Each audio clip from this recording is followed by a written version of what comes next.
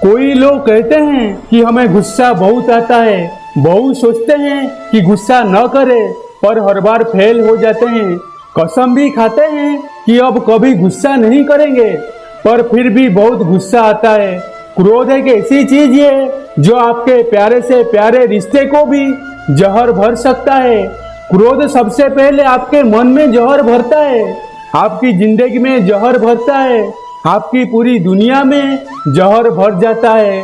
जो इंसान क्रोध करता है वो क्रोध करने से पहले भी दुखी रहता है, क्रोध करते समय भी दुखों को पाता है और क्रोध करने के बाद भी दुखी होता है। अभी विचार करके देखना, क्या आपको क्रोध करने से कभी खुशी मिली, सुख मिला? क्या आप किसी इंसान को अलाउ करेंगे अपने ऊपर गुस्सा करना, क्रोध करना, कि हमें जो चाहे बोल दे और जैसे चाहे बोल दे? कोई भी व्यक्ति किसी का भी क्रोध पसंद नहीं कर सकता, तो हमारे क्रोध को कोई क्यों स्वीकार करेगा, क्यों पसंद करेगा? एक व्यक्ति गुरुजी के पास गया और गुरुजी को जाकर बोला, गुरुजी मुझे बहुत क्रोध आता है और उस क्रोध की वजह से मेरे घर में सब मुझसे खपा रहते हैं और उस क्रोध की वजह से मुझे भी ग्लानि और पश्चाताप रहता है। मैं लोगों से नजरें नहीं मिला पाता, ऐसे ऐसे शब्द क्रोध में कहे जाता हूँ कि जिनको बाद में लौटाया नहीं जा सकता। याद रखना, आप भी एक बात, जो भी शब्द आप क्रोध में आकर कहे जाते हैं, हो सकता है कि आपको उनकी माफी मिल जाए, पर लोग उन शब्दों को भूलते नहीं। तो याद रखना, जो भी आप क्रोध में शब्द कहेंगे, उन शब्दों का सामना आपको जिंदगी भर करना पड़ेगा। तो उसने गुरुजी से कहा कि मैं परेशान हो गया हूँ, बहुत कोशिश करता हूँ, पर गुस्से की आदत छूटती ही नहीं है। गुरुजी ने कहा, एक काम करो, जब भी तुम्हें गुस्सा आए तो बस एक बात याद रखना कि गुस्सा मैं करूंगा, पर कल, आज नहीं करूंगा। जब भी गुस्सा आए बस इतना संयम मन में रखना कि गुस्सा मैं करूंगा, पर आज नहीं, कल। उसने बोला, गुरुजी इसमें थोड़ी गुस्सा शांत तो हो जाएगा, दूसरे दिन भी तो गुस्सा करूंगा ना। गुरुजी ने कहा, तुम करके तो देखो। वो घर गया, उसे किसी बात पर गुस्सा आया, पर उसे गुरुजी की बात याद आ गई। गुस्सा तो मैं करूंगा, पर आज नहीं, कल। कल तो दूर की बात है, थोड़ी देर के बाद ही उसका गुस्सा शांत हो गया। याद रखना एक बात, गुस्सा एक धुएं की तरह है, एक बादल की तरह है, जो थोड़ी देर रह के फिर आगे चला जाता है। बस वही थोड़ी देर हमको स्वयं साधना है, थोड़ी देर हमको कंट्रोल करना है। हम बर्दाश्त नहीं कर पाते चीजों को। कोई लोग कहते हैं कि हम गुस्सा करते नहीं, लोग हमें गुस्सा दिला देते हैं।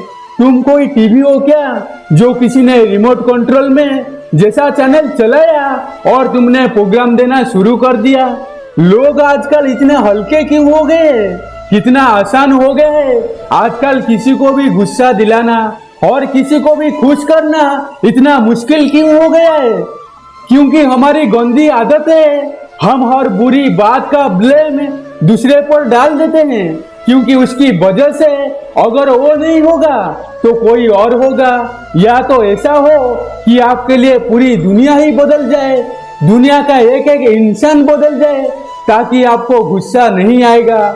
दुनिया की हर चीज बदल जाए, हर नियम बदल जाए, क्योंकि आपको गुस्सा नहीं आएगा। आपको फिर भी गुस्सा आएगा क्योंकि वो आपकी भीतर है। बाहर के लोगों तो निमित्त बनते हैं उस गुस्से को बाहर निकालने के लिए, वो तो आपने भर ही रखा है अपनी भीतर।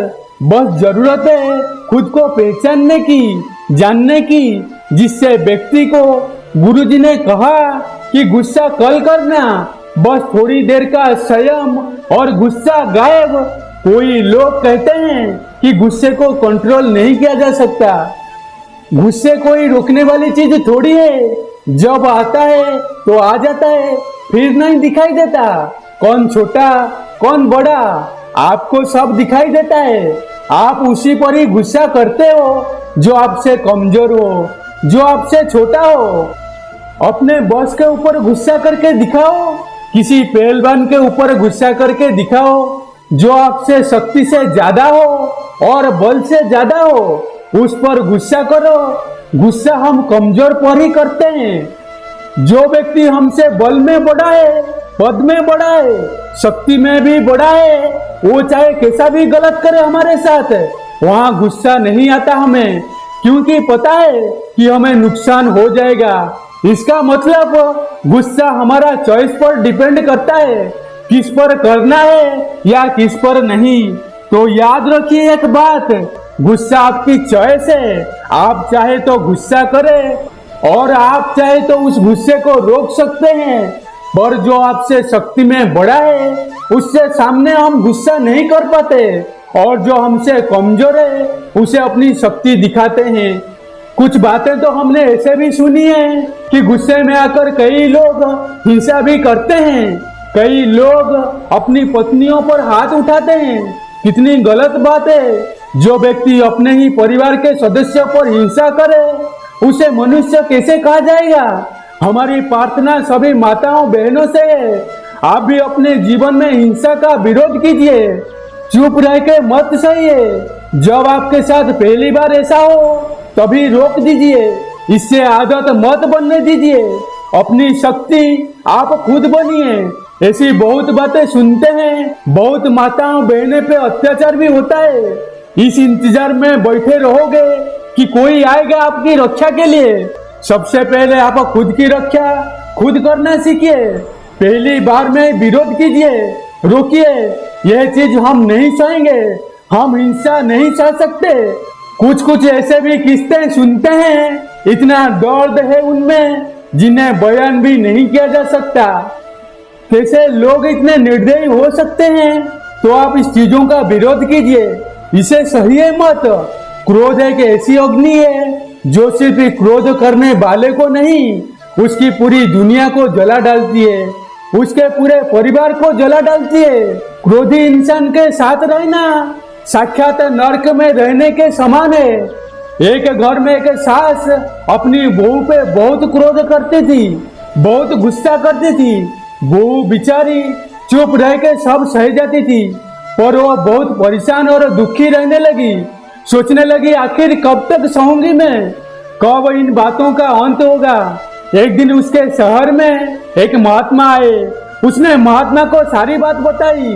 महात्मा ने कहा कि जब तुम्हारी सास तुम पर गुस्सा करे ना तो तुम उसकी एक आवाज रिकॉर्ड कर लेना, और जब भी वो दूसरी बार गुस्सा करने लगे, क्रोध करने लगे, तो उसकी रिकॉर्डिंग उसके सामने चला देना।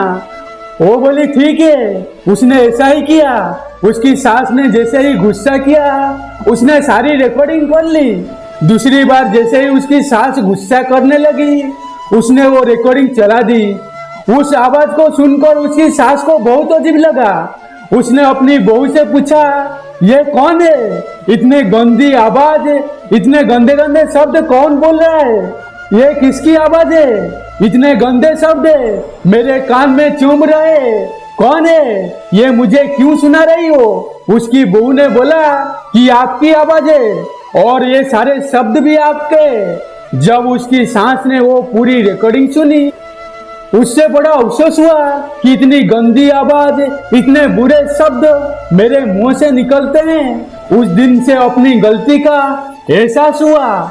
रिश्ता चाहे कोई भी हो, सास बहू का या पति पत्नी का, पर जहाँ क्रोध आ जाता है वहाँ खटास आ जाती है, वहाँ लोग खुश नहीं रह पाते। कोई लोग कहते हैं फिर तुम किसको कुछ कहते नहीं, जिसको जैसे मर्जी करने दो, बच्चे को भी कहना छोड़ दो। नहीं, परमात्मा ने आपको विवेक दिया है। बातों को समझे कि कौन सी बात किस विषय में की जा रही है। यह बात खास करके उन लोगों के लिए है जिनके जीवन में क्रोध की वजह से जहर भर गया है। यदि आपके बच्चे गलत रास्ते पर जाते हैं तो आपका फर्ज है उन्हें समझाना। किसी की भलाई के लिए थोड़ा ऊपर से गुस्सा दिखाने में कोई बुराई नहीं है। गुस्सा और क्रोध ये दोनों अलग चीज है। आपने गुस्सा किया, उस टाइम बात बोली, वही बात पूरी हो गई। क्रोध एक ऐसी अग्नि है, आप पहले भी जलते हैं क्रोध करते टाइम भी जलते हैं और बाद में भी जलते रहते हैं। वही बातें आपके मन में जलती रहती है तो उन बातों को सुधारना है। यदि आपको अपने लिए, अपने परिवार की भलाई के लिए कभी थोड़ा बहुत गुस्सा करना पड़ा या बोलना पड़ा तो कोई बात नहीं, बात बोल दी, बात खत्म। उन बातों को दिल में बैठा कर मत रखिए, उनको क्रोध की अग्नि मत बनाइए। बातें बोल के आगे बढ़ जाइए। न आप किसी का क्रोध सह सकते हैं, न कोई आपका क्रोध सहना पसंद करेगा। तो क्यों आपने इस जहर को अपनी जिंदगी में पाल रखा है? और जितना इस बीमारी को पालोगे वो उतना ही बढ़ती जाएगी। फिर आप खुद का भी दिल दुखाओगे, अपने परिवार वालों का भी दिल दुखाओगे, खुद की नजर से भी गिर जाओगे और सबकी नजरों में भी गिर जाओगे। तो छोड़िए इस बीमारी को। जब भी गुस्सा आए ना तो याद रखना यह बात, आज नहीं कल करेंगे। थोड़ी देर का संयम आपके मन से उस क्रोध की अग्नि को शांत कर देगा। थोड़ा तो संयम रखना सीखिए, थोड़ा तो अपने जीवन को संवारना सीखिए। तो दोस्तों आज के लिए बस इतना ही। तब तक सबका ख्याल रखना और अपना भी ख्याल रखना। हमेशा मुस्कुराते रहना और चैनल पे नए हो तो सब्सक्राइब कर दीजिए ऐसे ही सकारात्मक वीडियो देखने के लिए। जय श्री कृष्णा।